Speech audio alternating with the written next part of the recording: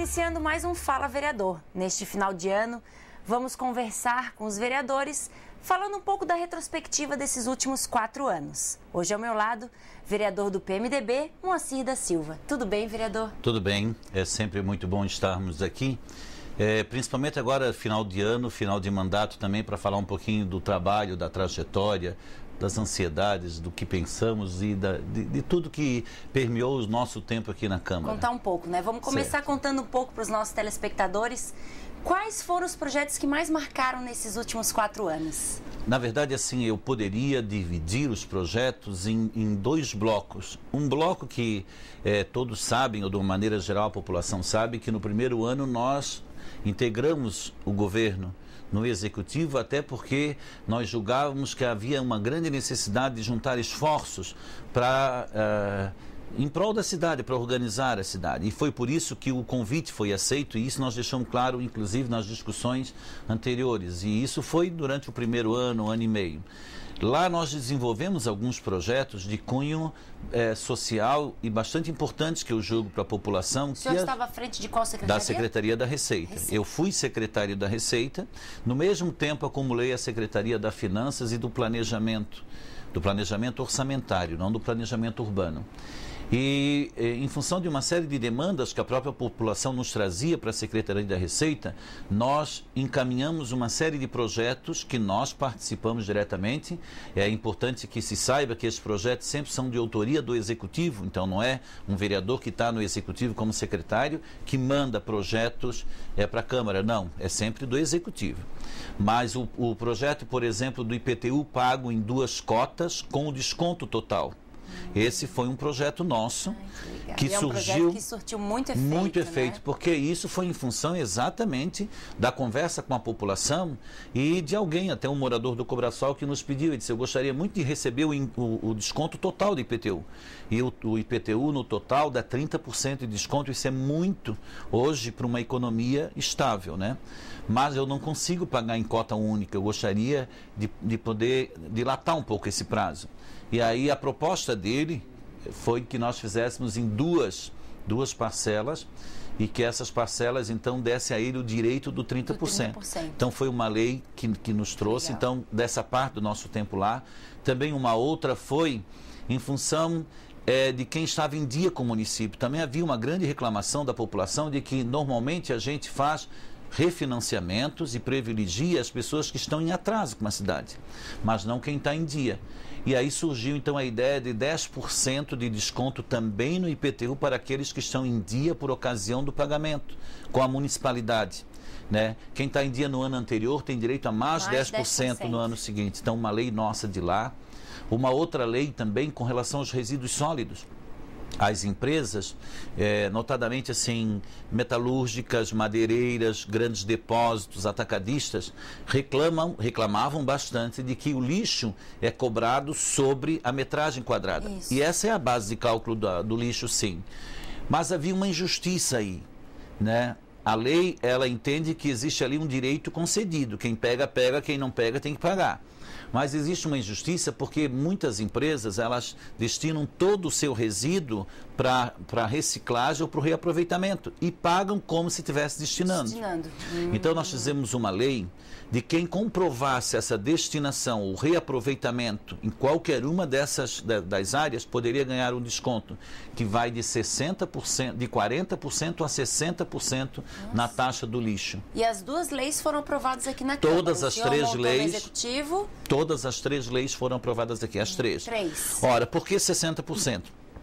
60%, com mais 30% de quem paga em cota única, porque o lixo está junto com o IPTU, com mais 10% de quem está em dia, praticamente fica 10%, né? Porque não é soma. E para a receita do município não causava nenhum dano? Muito pelo contrário, isso foi feito um estudo porque o número de pessoas que passariam a pagar, porque estavam nos questionando na justiça, ele ampliaria a base de cálculo, então não havia uma renúncia de receita. Então eu acredito que de lá foram as 3 leis mais importantes de uma área que sempre se disse que não é uma área que dava de fazer um bom trabalho nesse sentido da população. E ele foi feito sim, e essas leis existem, até é importante o programa, porque ele pode inclusive alertar, porque as pessoas, as empresas, elas têm que todo mês de janeiro ir lá solicitar o benefício. E quem não solicita não tem direito, certo?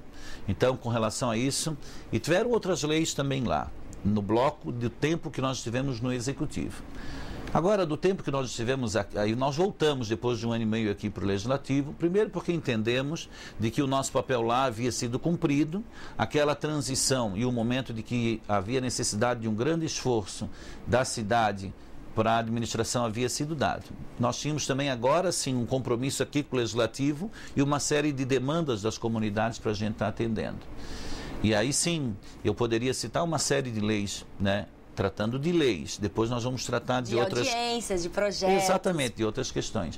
Mas a lei que coíbe o assédio moral nos servidores públicos é uma lei de nossa autoria, que foi aprovada por unanimidade na Câmara, e era uma lei que os nossos servidores não tinham, então não tem esse amparo, agora tem.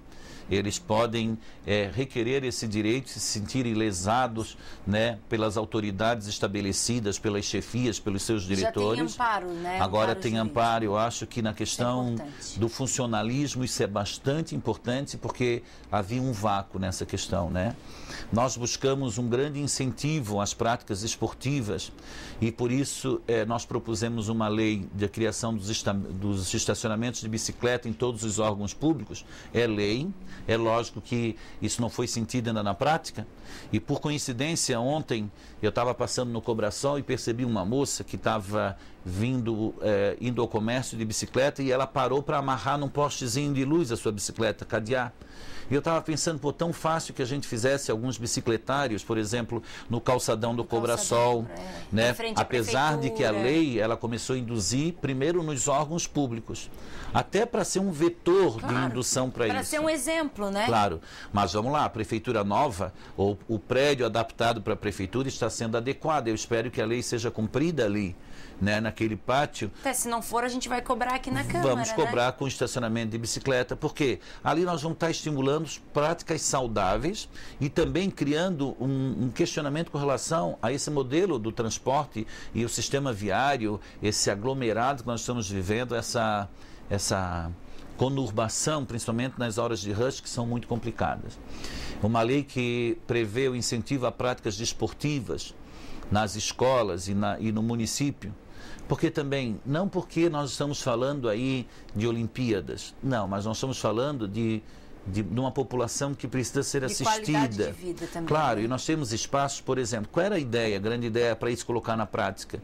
Não é vamos contratar 500 professores. Não, a ideia é de que nós temos academia numa série de bairros, nós temos quadras em outros bairros. Então, faça um levantamento do que não tem, mas faça um levantamento do que tem. E promovendo atividades nesses locais já montados. Né? Reloca professores, um professor, eu até dei o exemplo quando a lei foi aprovada, um professor de educação física, ele pode atender no mínimo 4 comunidades num dia. 2 de manhã e 2 de manhã e 2 à tarde, nas proximidades, né, com prática, com incentivo, com vôlei, com futebol, com ginástica, né? E o grande questionamento hoje das academias é que elas são importantíssimas, mas que elas precisam de acompanhamento. Teríamos acompanhamento. Então foi outro. Um outro que foi o sistema de informação com relação aos casos de violência nas escolas. Fala-se muito de bullying, fala-se muito da agressão. Nós tivemos caso agora da professora que não se sabe direito qual é a versão oficial, mas que se desentendeu com os alunos, também de alunos que hoje em dia têm um problema sério de relacionamento porque já trazem de casa um padrão, às vezes, de respeito questionável. Quando chegam na escola, replicam o modelo que tem em casa, né? Às vezes é isso. Mas há necessidade de nós termos uma ação proativa para combater isso.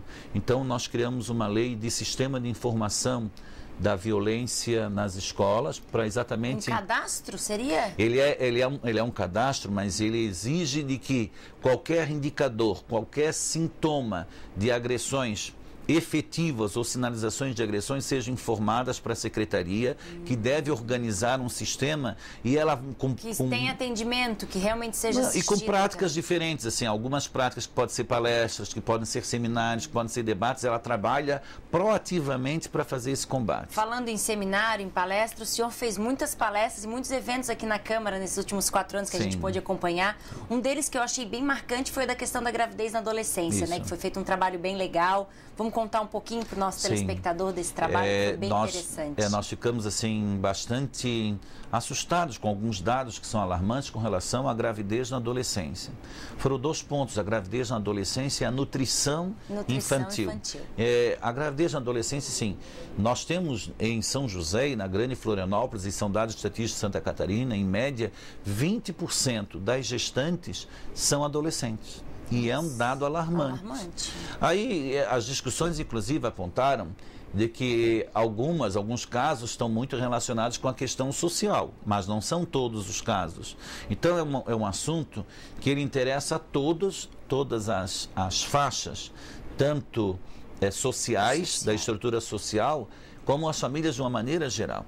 Às vezes os pais, por mais avançados que se digam, ainda não tem uma abertura para conversar abertamente com os filhos com relação da questão da sexualidade. A escola traz dentro de um contexto científico, mas não entra nas individualidades, até porque, concordo, ela tem que respeitar a questão da formação de cada família, os preceitos de cada família. Tem famílias que têm alguns preceitos que têm que ser respeitados e outros não. Então, o tema, e que foi aprovado como lei da discussão da gravidez na adolescência, que é uma semana em cada ano, exatamente para que a gente trouxesse a comunidade escolar, os próprios, a comunidade escolar, que eu digo, os alunos, os pais, os professores, né, e a sociedade em geral, para discutir, primeiro, os dados. Segundo, a problemática desses dados, né? Com raras exceções, uma gravidez, nós vimos casos de meninas de 15 anos na 2ª ou 3ª gravidez, certo? Mas aí nós estamos contribuindo para um problema que, inevitavelmente, potencialmente, vai ser sério socialmente daqui a 18 anos. Né? É lógico que aí, às vezes, alguém entra no processo e muda essa história, mas é mais difícil de mudar essa história. Então, tem que trazer para a discussão, tem que trazer para a educação, e esse foi o foco dessa lei. E junto nessa lei, o senhor apoiou também o projeto BemFam, né, que trabalha isso com as crianças. Sem dúvida, porque o BemFam, ele é uma entidade que trabalha já com teatro, com outras práticas, e traz esse tema e discute esse tema. Então foram chamados os parceiros que no dia a dia esse é o assunto deles, para colocar exatamente em pauta, e foi bastante importante. O que a gente ainda quer que avance, e esperamos que avance na próxima legislatura e no Executivo, e tudo que nós pudermos fazer para que isso aconteça, nós vamos fazer, é de que isso realmente seja mais efetivo na prática, que seja uma semana efetivamente discutida nas escolas amplamente, em cada esfera, pegar o pessoal do terceirão, discutir numa amplitude maior do que as crianças de 5º ano, 6º ano, até o 8º ano, mas também não maquiar, não. Entende? Ser bastante claro das consequências, né? E uma série de aberturas que esse tema requer, né? Quem nos assiste pode perceber, está percebendo como o vereador Moacir, tanto no Executivo quanto no Legislativo, trabalhou em prol de São José. Eu quero perguntar se houve algum momento que o senhor pensou assim, eu podia ter feito diferente, eu queria ter feito um projeto que não consegui, não deu tempo. Houve algum projeto que ficou para trás, ou o senhor acha que não? O senhor cumpriu e o senhor sai daqui satisfeito com o trabalho executado? Eu saio daqui satisfeito com o trabalho executado, sim. Eu tenho bastante claro o papel do vereador. E eu acredito que aí nós temos que avançar, a população tem que avançar. Muitas pessoas têm claro que é o papel, que é o de propor leis, que é o de fiscalizar, e o que é o de acompanhar o executivo. Então ele tem que ter uma independência, e para isso a população tem que dar essa independência. Eu fico um pouco triste, não digo chateado, não, fico triste quando a gente vê de que a população tenta atrelar demais o vereador ao papel do executivo e até cobra dele ações que são do executivo. A rua, né, que não foi asfaltada. Claro, e tiram dele a independência que ele precisa para cumprir o papel que é dele. Se a população parar um pouquinho e pensar nisso, ela começa, quando ela vai avaliar e escolher o executivo, ela vai pensar de uma maneira. Mas quando ela vai avaliar e escolher o legislativo, ela tem que pensar de outra maneira. Ela tem que estar querendo o quê? Alguém que possa sentir a necessidade da população para propor leis, políticas públicas, para fiscalizar e saber fiscalizar e para acompanhar o que está sendo feito. Também ser um parceiro, aquele que vai requisitar, aquele que vai solicitar. Quanto a isso, eu vejo assim o nosso papel, eu me sinto bastante satisfeito com o nosso papel. É lógico que algumas pessoas nos perguntam, mas bom, assim, apesar do volume de votos, vamos falar aí de eleição para reeleição, que nós ganhamos, que são 2.500 e poucos votos, são muitos votos, se considerarmos que a metade da Câmara é eleita com menos votos que isso. Então, é uma questão da estrutura política, né, que também há de ser questionado, e eu defendo uma reforma política, porque a representatividade das comunidades periféricas se torna muito difícil se não houver uma reforma política. Por outro lado, um dos motivos é esse.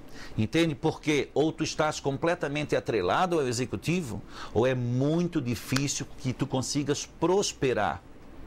Acontece casos sim, mas ela se torna bem mais difícil. Então, quanto a isso, não é que existe uma reflexão sobre se deveria ter feito diferente, não. Eu acredito na política feita com P maiúsculo e política correta. E é essa que a gente defende e vai continuar defendendo e fazendo. A maturidade e a evolução política de uma sociedade é que vai determinar quando isso vai ser mais rápido ou menos rápido. E nós sabemos disso, nós somos cientes que esse é um processo. Quem é consciente do processo também é consciente dos riscos dele. Né? Então, nesse sentido, sim. Eu acredito que nós fizemos, eu digo assim, eu não digo que tudo, porque tudo seria até soberbo, eu não gosto. Eu acho que a gente tem que ser bastante humilde. Nós buscamos atender as pessoas, entender quais eram os anseios das pessoas, transformar em lei aquilo que era para ser transformado em lei, lutar pelas bandeiras, principalmente das comunidades mais periféricas, né? Principalmente naquilo que era necessidade, sim, de infraestrutura, sim, de necessidade de intervenção, de inclusão delas na cidade, porque nós também precisamos incluir todos os bairros, todos os segmentos na cidade formal, porque senão nós vamos ter problema de segurança. É um contexto muito envolto, né? Ele é um contexto, ele é muito amplo, ele é complexo. E até digo assim, que é importante que as pessoas deem uma parada e façam uma reflexão, né, do que eles querem da cidade, do que eles querem do futuro da sua cidade, do futuro do seu estado, e ele começa na cidade, é na cidade que vai sendo dado o norte, né? A população dá respostas muito claras e muito evidentes com relação a alguns temas, e ela é muito madura. Com relação a outros, ainda tem algumas construções para serem feitas. Tem que amadurecer, né? Sem dúvida. E internamente, o trabalho do vereador Moacir na Câmara, como é? Qual é o perfil? Qual foi o perfil do vereador trabalhando nesses 4 anos? Olha, nós pelo menos procuramos passar. Às vezes, o que a gente passa não é efetivamente o que as pessoas percebem, mas nós procuramos sempre ter um gabinete aberto a todos, e orientando aquelas pessoas que trabalham conosco no gabinete de que aqueles que vêm nos procurar são efetivamente os nossos chefes, os nossos patrões, são aqueles que nos colocaram ali, e eles devem ser atendidos com toda a qualidade. E foi esse o nosso perfil, atender todos com toda a qualidade, com todo o carinho, com toda a educação, mostrando para as pessoas o que eu sempre digo: ninguém é vereador, todo mundo está vereador, né? Então nós somos seres humanos iguais a toda e qualquer pessoa que nos procure, e devemos tratar todos como seres humanos, com igualdade, né? Mesmo que seja para dizer não, nós não vamos conseguir te atender, que seja dito não com clareza, com educação e com bom atendimento. Com certeza, algumas vezes falhamos, né? Porque também como seres humanos, às vezes nós falhamos bastante nisso, né? E aí é importante a gente estar sempre avaliando, reavaliando e tomando rumos, né? Sempre buscamos manter sempre uma postura democrática, porque eu não suporto posturas ditadoras, de nenhuma forma, ditatoriais, né? Ouvindo os nossos parceiros, ouvindo aqueles que estão conosco.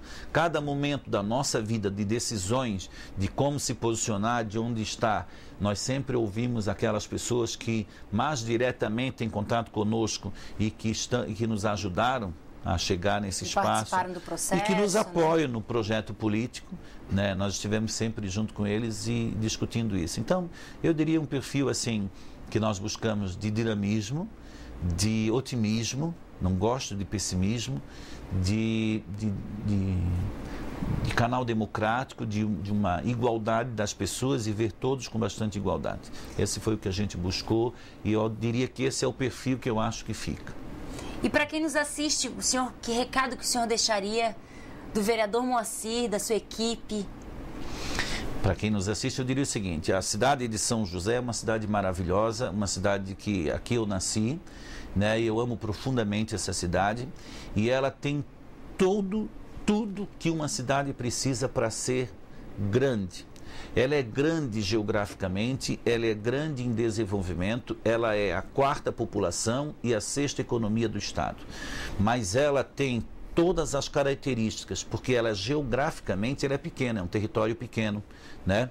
Então, ela é pequena, ela é super adensada, tem uma boa infraestrutura. Mas ela é uma cidade que agora a população tem que começar a exigir qualidade de vida.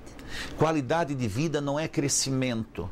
Ou eu diria o contrário, crescimento é qualidade de vida, mas do jeito que é colocado, não. Crescimento ordenado, né? Né? Crescer uma cidade, construir não é qualidade de vida. Qualidade de vida é exatamente uma população bem assistida, uma população feliz, uma população que tem educação de qualidade, que tem creche para os seus filhos, que tem berçário para os seus filhos, que tem uma saúde que também tem que ser entendido qual é o papel do município na saúde, né? Que são as ações básicas, a rede básica, mas estabelecida, funcionando, mas que tem um sistema de acolhimento dos seus jovens, políticas que avancem em direção de inserir os jovens, de tirá-los do potencial das drogas, né? De dar para eles movimento, que dá para eles cultura. Mesmo, né? Então, para a população ficar focada nisso e cobrar isso, porque nós temos condições, recursos financeiros para isso, nós temos estrutura para isso, nós temos localização para isso, nós ganhamos todas as condições para que isso aconteça.